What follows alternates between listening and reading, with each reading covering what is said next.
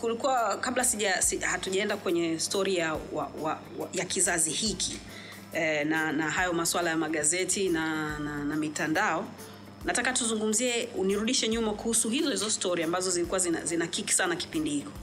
Kuhusu wewe na marehemu Amina Chifupa. Kulikuwa kuna issue gani pale? Hebu tueleze.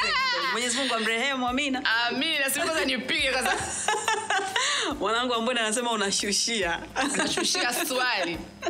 Maana swali lako umejipanga. Nani alikutuma uniulize hilo swali? Ni swali ambalo umetaka kuuliza siku zote aise. Okay. Mimi na Amina Chifupa kwanza tulikuwa marafiki. Tulikuwa marafiki kama watu wengine na marafiki wazuri sana. Mlisoma skuli moja? Hapana, yeye alikuwa anasoma Kisutu. Oh, ndio. Lakini tulikuwa tunakutana kitega uchumi kipindi kile kwenye ile redio, yani lazima uende yani.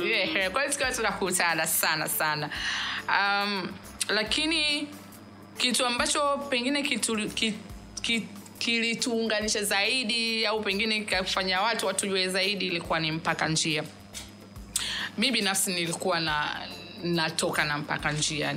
Nilikuwa ni mtu wangu yani katika watu ambao sijui nisemeje. Sema hivyo tu. Yani mimi nilianza na Mpaka Njia kabla ya yeye. Tulikutana. Mungu amrehemu pia. Yeah. Tukawa tunapendana na vitu kama hivyo. Tulikula good time zetu vizuri tu. Lakini itakuwa ile picha ulipigwa wakati uko kwenye bendi. Sio hiyo. Okay, sasa tuendelee. Hiyo ni nyingine kabisa. Sasa baadaye mimi nikaja kusikia kwamba huyo mtu naitembea naye ni mume wa mtu. Sijui umenielewa. Lakini mimi hakuwahi kuniambia kama na mke. Na mara zote tuko pamoja. Tunaendelea maisha yetu. Kumbe yeye alikuwa na mke. Ambaye ni Amina au mke mwingine? Hapana. Hadi Amina hayupo kabisa hapo kwenye picha. Sijui umenielewa.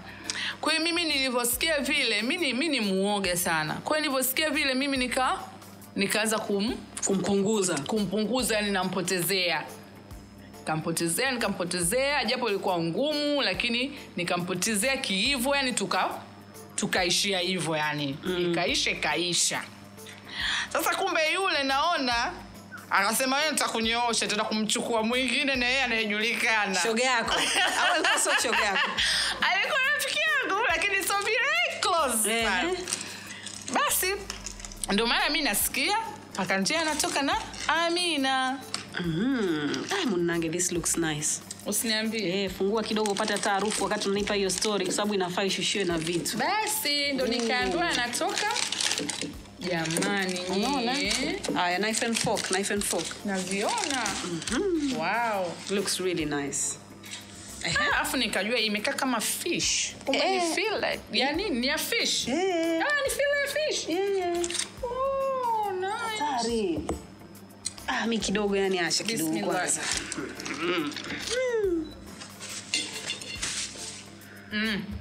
It's nice, huh?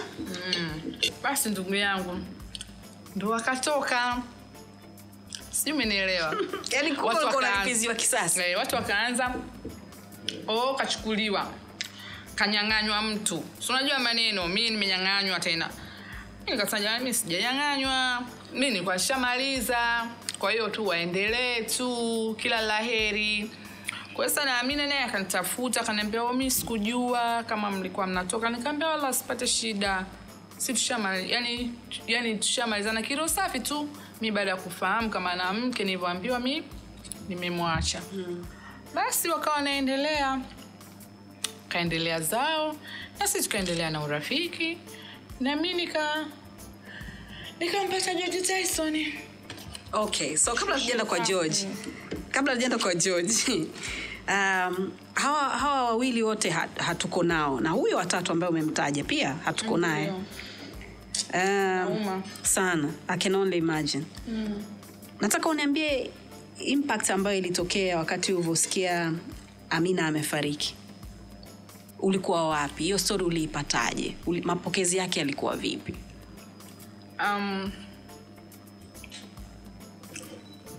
Kwanza baada ya hiyo incident ya Mpaka Njia na nini ndo hapo tulianza kuwa marafiki zaidi. tulikuwa marafiki zaidi. Anakuja kwangu, naenda kwao, tunatoka wote kwenye events mbalimbali.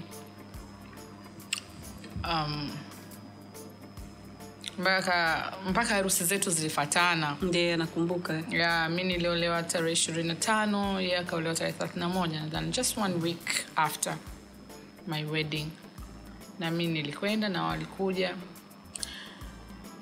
Tulikuwa tupo close kiukweli.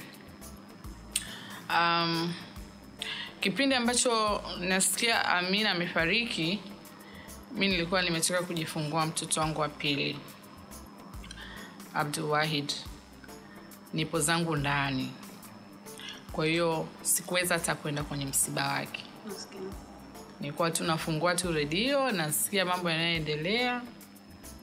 Basi hivyo. Niliumia sana.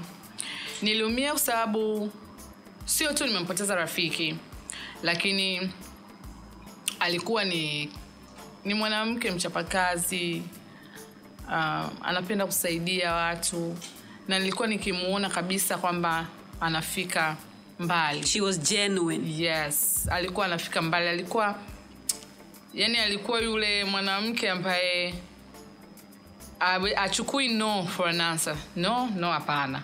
Ile mimi nikitaka cha kwangu kitafanikiwa. Na wakati ule, hebu fikiria miaka ile, alifungua mpaka ofisi ya wedding planner. Imagine kipindi kile miaka hiyo, hata idea sisi ya kufanya hivyo vitu hamna. Kwa hiyo you can imagine angekuwa mtu wa aina gani mpaka sasa. Wewe mwenyewe ushawahi kuconsider siasa? Mimi kusema kweli sijioni kama mwanasiasa. Mimi sijioni kama mwanasiasa. Ila najiona kama mtumishi wa watu. Lakini sio mwanasiasa. Okay. So let's go back to your husband. Mume wako wa kwanza, ambaye na yeye pia ametangulia mbele ya haki. I'm sorry, inabidi tuyazungumze haya mambo ya. Ndio. Yule jamaa ulikutanaga naye vipi yule mzee mama? Kwa sababu kama mlikuwa hamwendani, lakini ndio mkaamua kuendana, kama mkafunga midomo kwa kufunga. Atendani hiyo. You know. George Tyson nilikutana naye kwenye jengo. Sogeza hiyo sahani kidogo. Nilikutana naye kwenye jengo la ITV. Alikuwa mle sana ndani. Yeah. Wakati mimi niko kwenye kikundi cha mambo hayo, yeye akaletwa huko. Alikuja, sijui kama aliletwa ama alikuja yeye mwenyewe kutafuta kazi, lakini aliletwa kwenye kikundi chetu kama producer wetu. Kwa hiyo kutoka hapo, pengine alipofika labda, mimi sijawahi kumuuliza, lakini pengine alipofika labda akazimikia fly. Was it love at first sight? No, kwako wewe? It wasn't. Kwa hiyo ulitongozwa Yeah. Lakini pengine mimi niko tofauti na wanawake wengine. Mwanzo wakati naanza maisha ya boyfriend girlfriend, mimi huwezi kunikuta na mvulana ambaye sio mrefu kunipita. Simenielewa. Kwanza lazima uwe mrefu umenizidi, and uwe na muonekano. Sijui umenielewa. Vizuri. Baba, nikikuonyesha boyfriend zangu wa mwanzo, utasema kukuta yapi kwa huyu Mkenya? Kiandunje. Sijui umenielewa. Yeah. Lakini maisha yalivyokuwa yanaenda sasa, nikaanza kuona maisha ya ukweli, ya uhalisia. Sio about the looks au sijui urefu uliokuwa nao wala nini. Nikaanza kupenda mwanaume ambaye yuko smart. Ulikuwa? Yeah. Till now. Till now. Mi siwezi kuangalia mwanaume eti mzuri, sijui nini. Uzuri wake unanisaidia nini? Haunisaidii kitu. Lakini mwanaume hapa. Kwa hiyo nilivyomuona yule akili zake zinaenda faster, anachanganya sana. Nikaona ananifaa. Japo yeye ndo alinianza, lakini nikasema ananifaa, pamoja na kwa ni andunje, sijui kuvaa kwenye shida. Anaweza katoka, anatoka tu, mpaka umkamate, bwana vaa hivi, utakuwa unavaa hivi, wanajumlisha na hivyo muonekane. Bwana mimi sina muda. Hivyo ajali. lakini ni mtu ambaye alikuwa yuko very smart, kiukweli very creative. I think historia yake na vitu ambavyo alivifanya vinajiongelea vyenyewe. I think moja kati ya watu ambao walibadilisha mchezo mzima wa filamu na maigizo kabisa. Kitu gani unakikosa kuhusu yeye zaidi? Kwanza tulivyoachana tulikuwa maadui.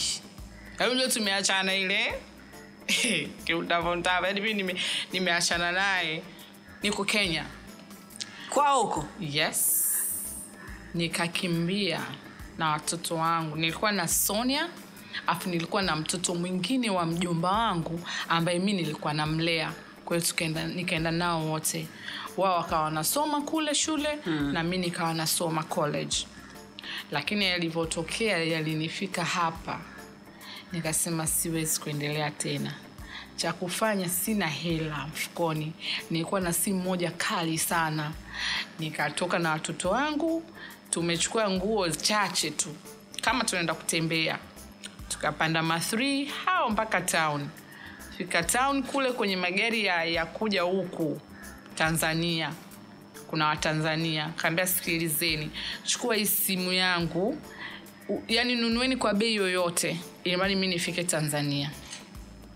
Wakainunua, wakanikatia tiketi, wakanipa na hela kidogo. Tukasubiria magari yalikuwa yanaondoka jioni usiku.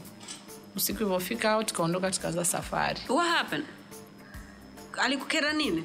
Story ndefu sana. We have time. We have time. Yes. Alikuwa malaya. Mambo mengi. Sitaki kumuongelea mtu yuko 6 feet under. Lakini ni vingi, yani kama vya mwanaume wa Kiafrika ni vingi. Lakini family nayo ilichochea kwa kiasi kikubwa sana. Sana. Alikuja kufuata, yani mpaka nimefika Tanzania, nimekaa siku ya kwanza, ya pili, ya tatu ndio ikapigwa simu. Mama akaambia yes, wako Tanzania na wako sawa. Basi akakaa huko, alivyorudi Tanzania akanifuata, nikamwambia basi. Akawa ananisumbua. Yani kila nikimwambia basi nikasema usubiri, tamfurahisha. Kakutana na mburushi mmoja mitaa Dar es Salaam. Mburushi changanya. Nikabeba mimba. Wow. Sasa anakuja kunikuta na mimba hiyo. Kama na mimba, sasa tena hapo mlikuwa hamja divorce? Hatuja divorce, tumetengana tu. Kwa vizuri. Lakini baadaye alivyo move on, kawa na maisha yake na mwanamke wake, na mimi nimeendelea, tukaanza kuwa marafiki, very best friends. Mpaka alipotaka kuoa ikabidi aje akaniomba, naomba nisaidie, nataka kuoa, naomba tuachane. Maskini. Basi tukaenda kanisani.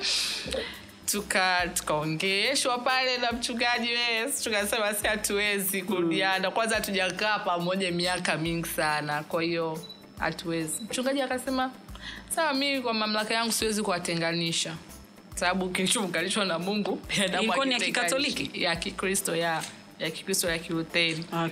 Akasema mimi nimenawa mikono, mimi sina mamlaka, kama mnaweza nendeni mahakamani. Tukaenda mahakamani Kinondoni, kesi ikasomwa, tukapeana talaka. Hivyo yani tunatoka nje, watu wanacheka, yani wanashangaa, yani sisi tunatoka, yani tumeshika mikono, yani tunacheka, yani tunafurahi. Basi akapanga harusi, akanialika, nikaenda harusini na mtoto wangu. Nimefika pale, nadhani wale ndugu wa mke wake wakaona mbona kama disco limeingia Masai. Kumbe wenzao wala limekuja kusherehekea harusi ya rafiki yangu. Basi baadaye walivyoona tunafurahi, tunacheka, wakaniita mbele niongee, na nikaongea. Na nikamwambia kabisa, Tyson, nimekupa ruhusa ya kumwoa Beatrice. Nisisikie tena umeacha. Utakuwa umechekesha sana, na wala mimi sitokusamehe. Yaani usimwache Beatrice ukaenda kwa mke mwingine. That's nice. basi sasa sijui akatokea nini, wakaachana, akachukua mwanamke mwingine. Yeah, kwa hiyo mpaka mauti unamfika. Pole.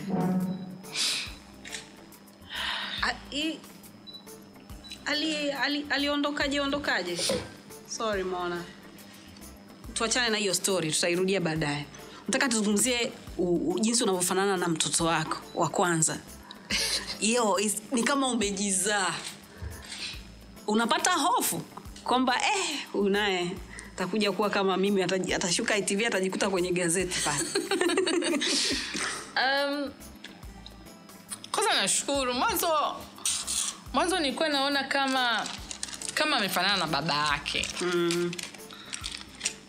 Lakini anapokuwa naona watu wananiambia anafanana na mimi. Kinoma.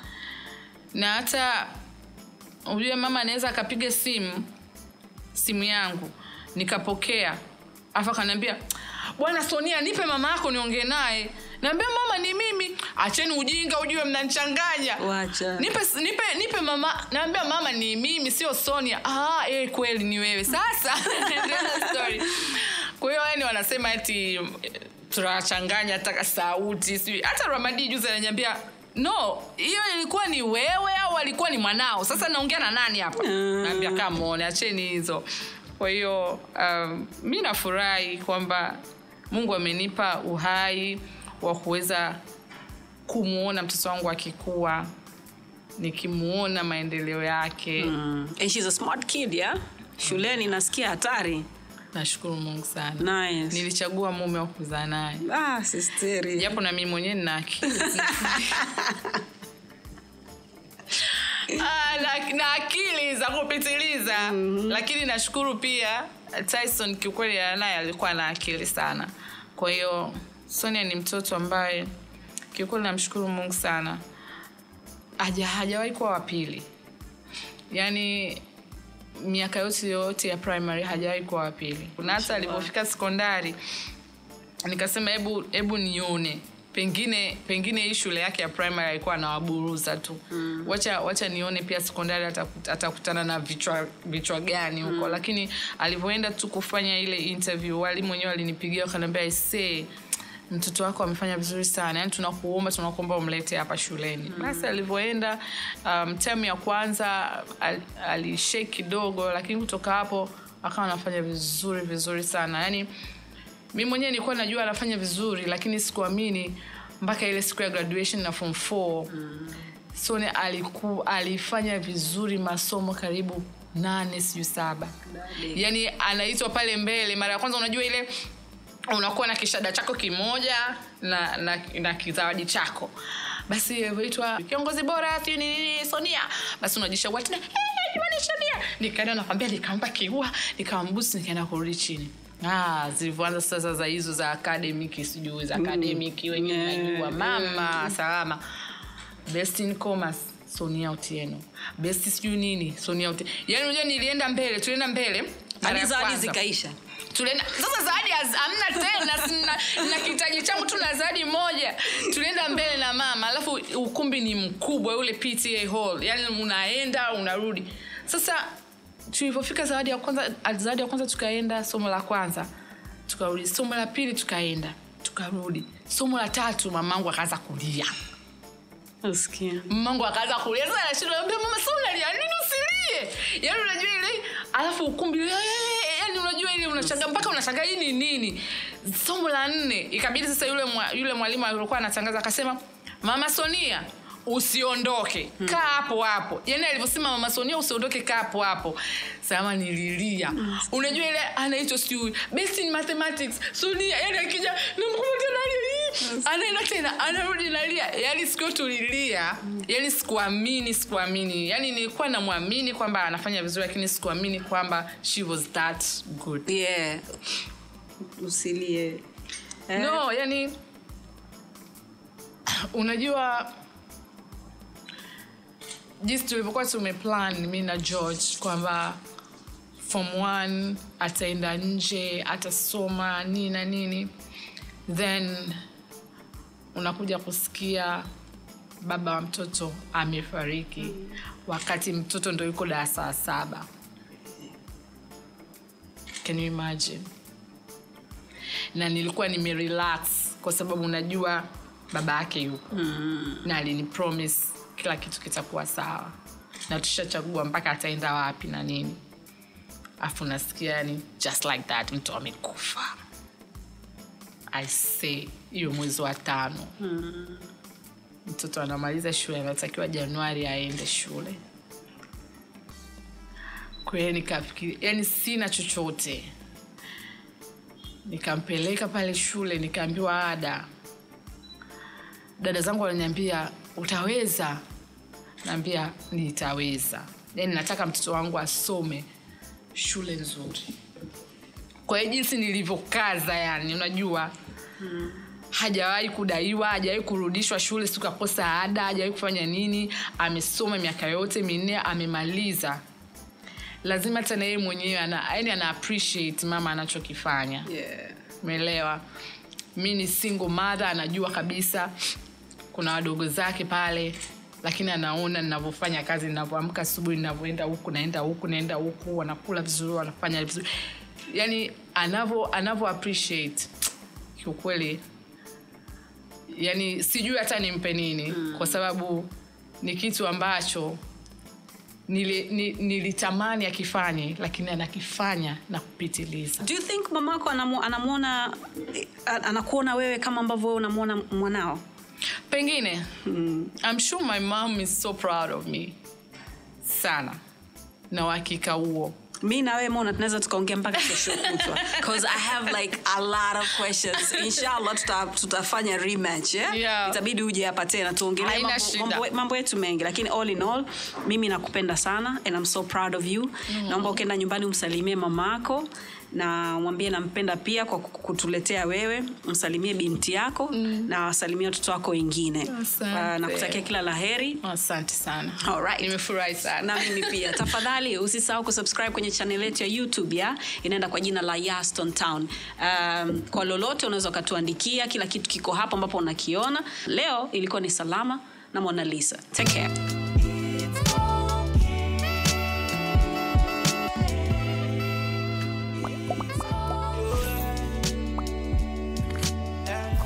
Vipo vya lawama sio shida, vipo vya kupoteza sio muda. Wenuka na ukimbize ndoto. Kupata ina maana hukosei, kiburi kinafanya tujongei. Tunaamka wapya kila day. Slow ila kufika unawahi, chozi na mfuta na cry. Tukipenda na Mungu anafurahi. Mimi sihitaji kucomplain. Mungu ana bless, it's okay.